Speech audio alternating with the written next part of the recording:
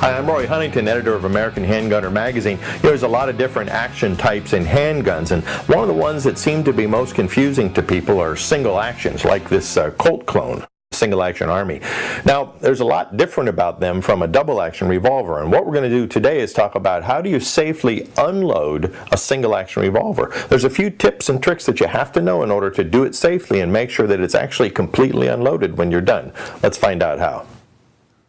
With the explosion of interest in cowboy action shooting, there are just hundreds of thousands of single-action revolvers have been sold, and they're pretty unique. Unlike a standard double-action revolver where the cylinders will swing out or break open, single actions like the one I have in my hand here operate slightly differently. Now watch very carefully. Remember, finger outside of the trigger and what?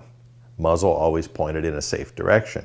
What we want to do here is open up the loading gate on the side, but at this point we still can't turn the cylinder. On some guns like Ruger revolvers, you'll be able to turn the cylinder at this point.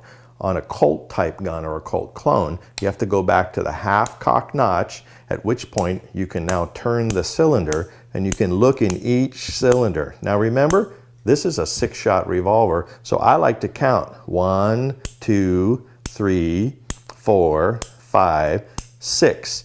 And then I do it a couple more times here just to make sure. So at this point we know that this is an unloaded revolver, but still keep your finger off the trigger and keep the muzzle pointed in a safe direction.